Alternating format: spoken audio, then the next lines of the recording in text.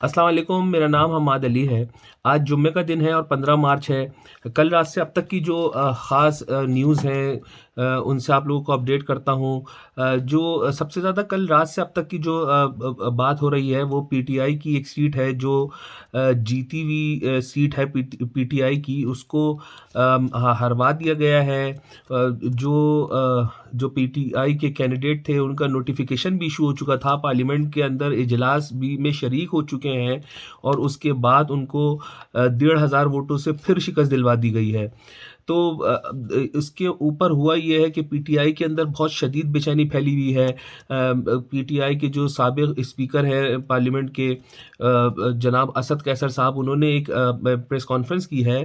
बज़ाहिर बहुत कूल समझे जाते हैं, मगर कल जब उन्होंने प्रेस कॉन्फ्रेंस की है तो काफ़ी गुस्से में नज़र आए हैं और उन्होंने ये बात की है कि हम मज़ाहमत करेंगे। जो भी हमारे साथ हो रहा है हम इसके ऊपर अब मज़ाहमत करेंगे। तो पीटीआई के अंदर शदीद बेचैनी है, चाहे वो बल्ले के निशान को लेकर हो, चाहे वो इलेक्शन के अंदर धांधली हुई हो, चाहे वो मखसूस नशिस्तों की कहानी हो, पीटीआई को हर जगह से दबाया जा रहा है। फ़ौज है, उनसे पीटीआई की जो एक चखलिश चल रही है, अदलिया उनके साथ है नहीं, हुकूमत उनके अगेंस्ट खड़ी है। तो पीटीआई के लिए बहुत सारी परेशानियाँ हैं, हर तरफ से कम एक चारों तरफ से जिसको कहते हैं घेर के मारा जा रहा है।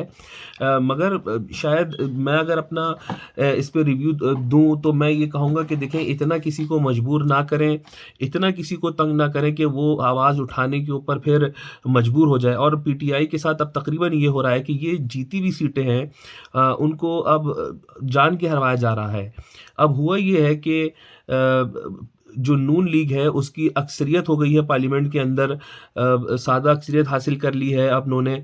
ये जो सीटें छीन के इनको दे रहे हैं ज़बरदस्ती, जो पहले भी फॉर्म 47 पे हुकूमत बनवाई गई है, मगर अब जो सीटें दे रहे हैं वो इसलिए कि उनके पास सादा अक्सरियत आ जाए ताकि जो भी अमेंडमेंट करनी है लॉज़ के अंदर वो ईज़िली कर सकें। अगर फ़ाइज़ ईसा साहब को एक्सटेंशन देनी है तो वो दे सकें, और ऐसे बहुत सारे 2 नंबर काम अपने लिए जायज़ करेंगे हुकूमत, जो जिसके ऊपर पीटीआई जो है बहुत सारी चीज़ों पे चेक लगा गई है, अब वो उन लोगों से निकलने की कोशिश करेंगे। तो ये एक सियासी हरबा है, मगर पीटीआई अब सीरियस ये सोचने पे मजबूर हो गई है कि अब हम लोगों को खामोश नहीं बैठना है, हमें हर उस सतह पर जाना है जहाँ से हम अपना इंसाफ ले सकें।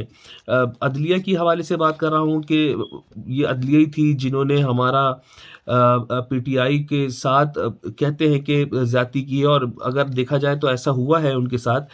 मगर यही अदलिया जब हसन और हुसैन नवाज़, जो नवाज़ शरीफ के साहबज़ादे हैं, पिछले 7 साल से पाकिस्तान से मफ़रूर थे, जब वो पाकिस्तान आते हैं और आकर अपने आप को अदालत के सामने पेश करते हैं, सरेंडर करते हैं, और उनको उनके लिए फिर वो कहते हैं कि भाई हम तो पाकिस्तान के शहरी हैं नहीं, तो हम पे तो यहाँ के कानून लागू होते नहीं हैं।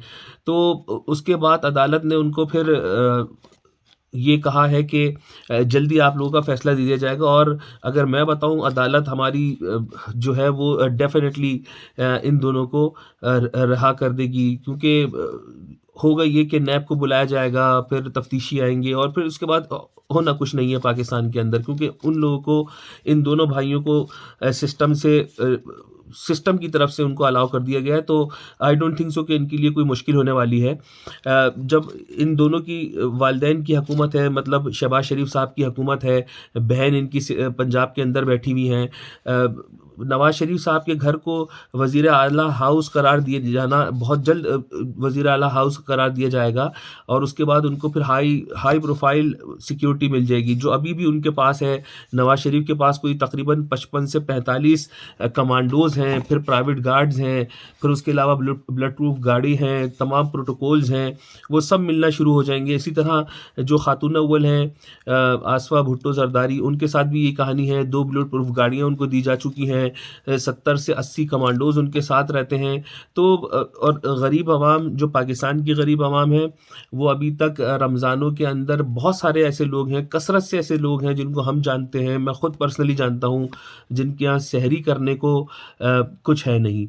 पीटीआई के जो जुल्फ़ी बुख़ारी और मुसद्दिक़ अब्बासी हैं, उन्होंने ये कहा है कि जो क्योंकि उनको पीटीआई ने इमरान खान साहब ने पीटीआई की कोर कमेटी ने अपना इसको क्या कहते हैं सेनेट के अंदर टिकट दिए थे। तो इन्होंने कहा है कि आप ये टिकट जो है वो यास्मीन राशिद को दे दें और उमर चीमा साहब को दे दें, क्योंकि वो दोनों कैद-ओ-बंद की मुश्किलें उठा रहे हैं। मगर एक एक जेस्चर्स दिया है इन्होंने जिसके अंदर जिसको लेकर पीटीआई के अंदर उनकी काफ़ी तारीफ़ की जा रही है। अच्छा, मैं ख़ास खबर आपको कराची से दूँ, एमक्यूएम के अंदर शदीद तोड़-फोड़ शुरू हो गई है। वो इसलिए हुई है कि एक तो गवर्नर सिंध के लिए खुशबख्त शुजात का नाम दिया गया है। बहुत सारे लोग ये कह रहे हैं कि वो पार्टी के अंदर काफ़ी अरसे से साइड लाइन पे बैठी हुई थी, कोई इतनी ख़ास ख़िदमत है नहीं उनकी, तो उनको गवर्नर सिंध बनाना समझ में नहीं आता है। दूसरी तरफ खालिद मकबूल सिद्दीकी साहब ने भी वफ़ाक़ी वज़ीर का हल्फ़ उठाया है, उसको लेकर भी बहुत ज़्यादा एमक्यूएम के अंदर बातें हो रही हैं और शदीद इख्तिलाफ़ की तरफ बढ़ रही है एमक्यूएम, क्योंकि एक तरफ मुस्तफ़ा कमाल साहब हैं पीएसपी के, दूसरी तरफ फ़ारूक सत्तार साहब हैं।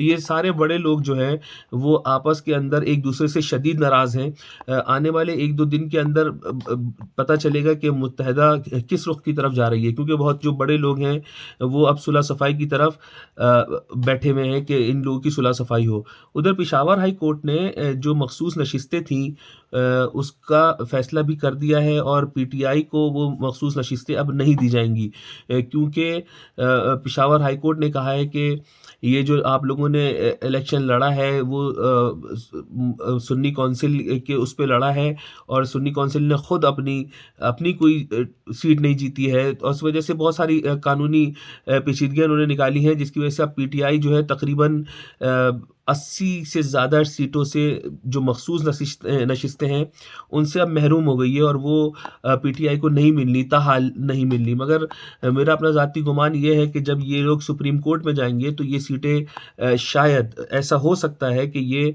पीटीआई को दे दी जाएँ, क्योंकि फ़ाइज़ ईसा साहब ने खुद ही कहा था कि जब आप आएँगे ये केस लेकर तो हम उस टाइम देखेंगे कि हमें क्या करना है। अच्छा, गुजरात में भी एक सीट खाली हो रही है, क्योंकि वहाँ के जो गुजराती हैं एक चौधरी फैमिली से वो सेनेट में जा रहे हैं, तो वहाँ से एक सीट खाली हो रही है, तो परवेज़ इलाही ने वहाँ से इलेक्शन लड़ने का अंदिया दिया है। असद तूर के हवाले से जो मैं बात करना चाहता हूँ वो ये है कि असद तूर को अभी तक रिहाई नहीं मिली है। उनका केस लगना था, मगर वो जो वहाँ के तफ्तीशी अफ़सर हैं वो बीमार पड़ गए हैं। अक्सर ऐसा होता है कि जब अंदर रखना होता है आपको बंदे को, तो आप किसी न किसी को बीमार कर देते हैं। असद तूर के साथ याद आया, रहीम यार ख़ान में भी कल एक सहाफ़ी को मग़रिब की नमाज़ के वक़्त गोलियां मार के शहीद किया गया है, जिसकी मैं शदीद मज़म्मत करता हूँ। और आला हमारे जो इदारे हैं, मैं उनसे रिक्वेस्ट करता हूँ कि प्लीज़ आप इसके ऊपर नोटिस लें कि क्यों सहाफ़ियों का कत्लेआम पाकिस्तान में एक मामूल सी बात बन गई है। कल अनवर मकसूद साहब के हवाले से एक वीडियो सोशल मीडिया पे गर्दिश कर रही है, जिसके अंदर अनवर मकसूद साहब खुद आए हैं और उन्होंने आकर सफाई दी है कि भाई साहब मुझे किसी ने नहीं उठाया, मैं 84-85 साल का हो गया हूँ, मैं एक थप्पड़ की मार हूँ कि आप मुझे क्यों उठवा कर पिटवाते हैं।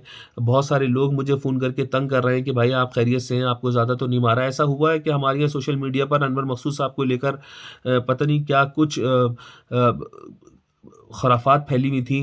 मैं ख़ुद जब इसकी तहकीक करने बैठा था कि अनवर मकसूद के साथ ऐसा कुछ हुआ भी है कि नहीं, तो मुझे बताया गया कि ऐसा कुछ भी नहीं हो रहा है अनवर मकसूद के साथ। तो मैं बात करने से इज्तनाब कर रहा था और जब उनकी अब बात आ गई है, उन्होंने ख़ुद अपने आप की क्लीयरेंस दी है, तो अब मेरे ख़्याल में मुज़ायक़ा नहीं है बात करने का। अब तक की ख़ास ख़बरें यही हैं। दूसरी तरफ जो मैं रोज़ ज़िक्र करता हूँ फ़लस्तीन का, वहाँ पर कल दोबारा गज़ा के अंदर अटैक हुआ है, इज़राइलियों ने वहाँ पर जो निहत्थे लोग हैं उनके ऊपर बमबारी की है, 80 से ज़्यादा फ़लस्तीनी शहीद हुए हैं। वहीं पर जो फ़लस्तीन के सदर हैं, नाम नहाद जो सदर हैं, महमूद अब्बास साहब, उन्होंने वहाँ पर वज़ीर-ए-आज़म का तकर्रुर किया है। मोहम्मद मुस्तफ़ा जो एक बैंकर हैं, अमेरिका से पढ़े हैं, उनका तकर्रुर कर दिया है। ये इतना इतना शदीद, कोई 35-40 हज़ार लोग शहीद हो गए हैं और वहाँ महमूद अब्बास साहब की जो है आवाज़ नहीं निकल रही है।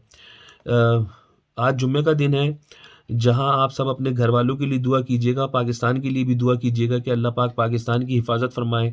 उसी के साथ फ़लस्तीन के मुसलमानों की भी मदद कीजिएगा। अपने कमेंट्स में बताइएगा कि मेरा व्लॉग आपको कैसा लगा। इंशाअल्लाह अब जो भी अपडेट होंगी वो आप लोगों से ज़रूर शेयर करूँगा। पाकिस्तान ज़िंदाबाद। अस्सलाम वालेकुम।